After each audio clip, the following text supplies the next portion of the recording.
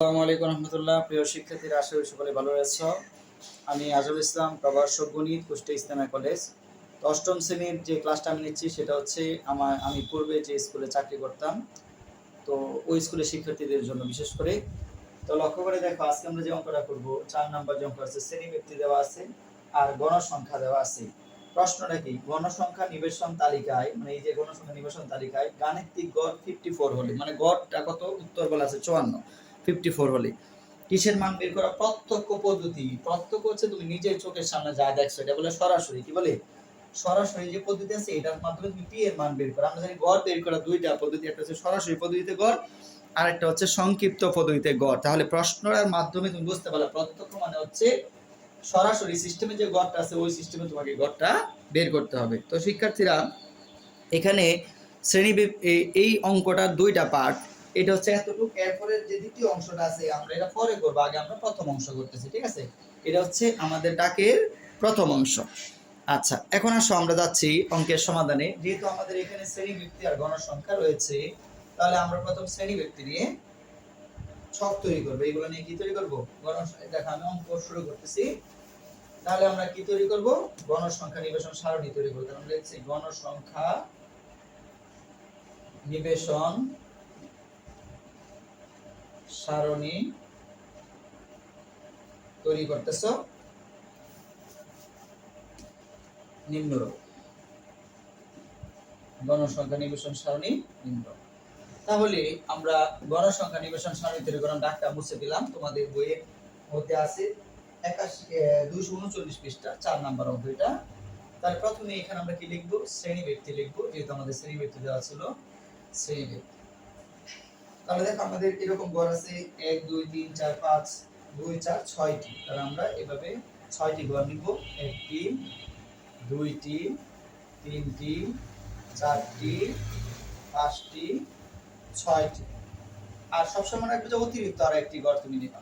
ঠিক আছে, তাহলে শ্রেণী ব্যক্তি আছে 0 থেকে 20, তারপরে আছে কত 20 থেকে 40, তারপরে রয়েছে তোমার 40 থেকে 60, তারপরে রয়েছে 60 থেকে 80, তারপরে রয়েছে 80 থেকে 100।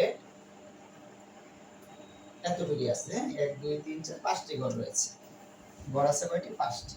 আচ্ছা, এখন আসো, যখনই শ্রেণী ব্যক্তি দেওয়া থাকবে, শিক্ষার্থীরা গড় নির্ণয় করার, সরাসরি গড় নির্ণয় করার যে সূত্রটা তোমার মনে রাখতে হবে, যে সরাসরি গড় নির্ণয়ের সূত্রটা কি? Summation fi xi by n। fi মানে কি? fi হচ্ছে গণসংখ্যা, ফ্রিকোয়েন্সি মানে গণসংখ্যা, আর xi হচ্ছে মানগুলো, চলকের মান। তাহলে লক্ষ্য করে, এখানে 0 থেকে 20 এর ভিতরে রয়েছে 0 1 2 3 4 5 এবং 20 পর্যন্ত রয়েছে। তাহলে এখান থেকে আমরা চলকের রেগুলেট মান নিতে পারতেছি না। যখন এরকম শ্রেণী ব্যক্তি থাকবে, তখনই তুমি মধ্যমান বের করবা। কি বের করবা? এই মধ্যমান। এই মধ্যমানটা আমরা লিখি xi। কেন xi লিখি? কারণটা কি? দেখো, একটা মান, দুইটা মান, তিনটা মান, চারটা মান, পাঁচটা মান আছে। তাহলে আমরা যদি চলক x1 x2 x3 x4 x5, তাহলে বারবার লিখতে x1 x2 এগুলো না লিখে আমরা লিখি xi। কথাটা আশা করি বুঝতে পারছো। তাহলে xi কাজ কি? এই দুইটা যোগ করবা, 0 আর 20 যোগ করার পরে 2 দ্বারা ভাগ, কত হয়েছে? 10 বা 10। নিয়ম হচ্ছে, এটার নাম নিম্ন সীমা, এটার নাম উচ্চ সীমা। নিম্ন সীমা আর উচ্চ সীমা দুইটা যোগ করে 2 দ্বারা ভাগ। তাহলে এখানে 20 আর 40 যোগ করবা, 2 দ্বারা ভাগ 30 হবে। একইভাবে সব এই কাজগুলো করবা তুমি, তাহলে এরকম হবে। এই যে 2টা যোগ 2 দ্বারা ভাগ। ঠিক আছে। আচ্ছা, এখন আসলে যাচ্ছি, এই যে আমাদের দরকার, দেখো fi কি দরকার? fi মানে কি? গণসংখ্যা। আর গণসংখ্যা আমাদের অঙ্কে সরাসরি দেওয়া আছে। গণসংখ্যাটা কি দেওয়া আছে? তাহলে গণসংখ্যা হচ্ছে fi। দেখো, প্রথমেই দেওয়া আছে 7, তারপরে আছে কত? 11, তারপরে আছে p, তারপরে রয়েছে 9, তারপরে আছে কি? 30। এই এখন শিক্ষার্থীরা লক্ষ্য করো, গড়ের নিচে কি আছে? n আছে। গড়ের সূত্রের নিচে n মানে কি? মোট গণসংখ্যা। মোট গণসংখ্যা। তাহলে আমরা সবগুলা যোগ করব। কি করব? 13 আর 9 22, আর 11 33, আর 7 40, আর সাথে কত যোগ? p যোগ। তাহলে 40 প্লাস p, 40 প্লাস p। এখন দেখো, আমাদের আর কি বাকি রয়েছে? fi xi বের করা। কি বাকি রয়েছে? fi xi। তাহলে আমরা লিখলাম কি? fi xi। আচ্ছা, এখন আসলে আমরা যাচ্ছি fi xi মানে কি? fi এর সাথে xi এর কি করা? গুণ করা। তাহলে যদি আমরা গুণ করি, 7 এর সাথে 10 গুণ করলে কত হচ্ছে? 70 হয়েছে। 11 এর সাথে 30 গুণ হবে 330 মানে 330। p এর সাথে 50 গুণ করলে হবে কি? 50p। ঠিক আছে, 9 এর সাথে 70 গুণ করছো 630, তারপরে 13 এর সাথে 90 তুমি গুণ করবে, আমি দেখি ক্যালকুলেটরে কত ভাবে গুণ করলে 13 এর সাথে 90 যোগ করলে 1170 হয়েছে। ঠিক আছে, আচ্ছা এখন তুমি লক্ষ্য করো আমাদের কি বের করতে সামেশন f(x) মানে এই চিহ্নটা মানে সামেশন মানে কি যোগফল, সামেশন মানে কি যোগফল। তাহলে তুমি এখানে লিখবে সামেশন fi(xi) সমান এই সবগুলো তুমি কি করবা, সবগুলা যোগ করবা, সবগুলো কি করবা যোগ করবা, যোগ করে যা আসে এখানে আমাদের তাই লিখতে হবে। তাহলে আসো আমরা যোগটা কিভাবে করব, 70 330 630 1170 আগে এই যোগ করা সংখ্যাগুলো, এই সংখ্যাগুলো যোগ করলে হবে 2200, কত হবে 2200 2200, তারপরে প্লাস এই যে 50p সাথে কি থাকবো 50p। আচ্ছা আমি একটু মুছে করি, এই ঘরটা একটু বড় নিলে আমাদের সমাধানটা সুন্দর হচ্ছে, একটু পাশ একটু বেশি করে নিচ্ছি। এই তাহলে এখানে আমরা n এর মান কত পেয়েছিলাম 40 প্লাস p, আর এখানে আমরা কি পাচ্ছি সামেশন fi(xi)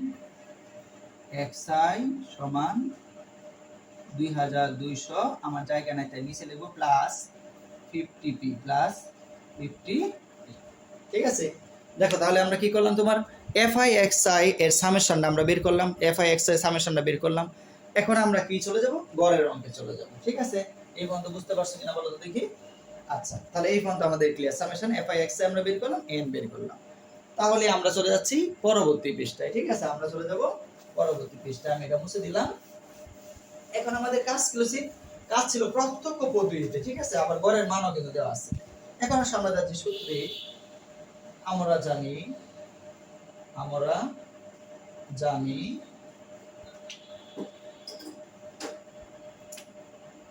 গড় কে আমরা প্রকাশ করি x বারের সাহায্যে সমান সামেশন fi(xi) বাই n। এখন আসলে fi(xi) এর মান আমরা কত পেয়েছি 2200 প্লাস 50, আর n এর মান দেখো আমরা কত পেয়েছি 40 প্লাস, তাহলে আমরা কি পেলাম x বার সমান এত পেলাম। ঠিক আছে, এখন লক্ষ্য করো প্রশ্নের মধ্যে বলা আছে গড়ের মান কত 54, গড়ের মান কত বলা আছে 54। তাহলে আমরা লিখব কি প্রশ্নে বলা আছে গড় কত 54, তাহলে এটার ফলাফল কত 54, 2200 plus 50p by 40 plus p সমান কত আছে 54। এই হচ্ছে কাজ। এখন আসলে আমাদের কাজ হচ্ছে p এর মান বের করা। এখন আমরা কাজ করতেছি, এখন আমাদের কি কাজ লক্ষ্য করো, তাহলে প্রশ্নের মধ্যে গড়ের মান কত বলা আছে 54 বলা আছে। এখন আসো আমরা যাই আর গুণ করব, কি করব আর গুণ। দেখো এটা আছে নিচেরটার সাথে উপরেরটা গুণ, তাহলে কি হবে 54 ইনটু 40 প্লাস p ইকুয়াল, এই যে এটার সাথে গুণ করে উপরে আছে নিচে কিছু না মানে 1 আছে, তাহলে কি হবে 2200 প্লাস 50 বা এখন তোমার কাজ ক্যালকুলেটর গুণ করবা 54 দ্বারা 40 কে গুণ করবা, তাহলে 54 দ্বারা যদি আমরা 40 কে গুণ করলে হয় 2160 হয়, প্লাস এই 54 দ্বারা যদি আমরা p রে গুণ করি তাহলে হয় 54 p সমান 2200 প্লাস 50। আশা করি বুঝতে পারতেছো। এখন দেখো আমাদের কাজ হচ্ছে p এর মান বের করা। কার মান বের করব আমরা p এর মান। তাহলে যেহেতু আমরা p এর মান বের করব তাহলে p টা এই পাশে নিয়ে আসবো। দেখো আমি এটা মুছে দিলাম, তাহলে দেখো আমি উপরে যাচ্ছি, বা তাহলে যে জিনিসের মান বের করতে হবে সেই জিনিসটা কোন পাশে রাখতে হবে বাম পাশে। তাহলে দেখো এখানে আগে থেকে কি ছিল 54p ছিল, আর 50p টা যদি আমরা এই পাশে আনি তাহলে হবে মাইনাস এর 50p ইকুয়াল, এই পাশে আগে থেকে 2200 ছিল, 2200 আগে থেকে ছিল, আর 2160 যদি ওই পাশে নিয়ে নাও তাহলে কি হবে মাইনাস এর 2160। এখন তোমার কাজ 54p থেকে 50p তাহলে কি থাকে 4p থাকে সমান, আর এখান থেকে এটা যদি বিয়োগ করে তাহলে কত থাকে তোমার 40 থাকে, বা p সমান 4 টা গুণে ছিল ওই পাশে গেলে কি হবে এই যে ভাগ হবে। সুতরাং p সমান তুমি কত পাচ্ছ 10। দেখো আমাদের অঙ্কের প্রথম স্টেপ শেষ। আমাদের অঙ্কের এখানে দুইটা পার্ট, প্রথম পার্টের অঙ্ক আমাদের শেষ বলছে p এর মান নির্ণয় করো। তাহলে আমরা লিখব সুতরাং নির্ণেয় মান p সমান 10। এই যে দেখো আমাদের অঙ্ক শেষ।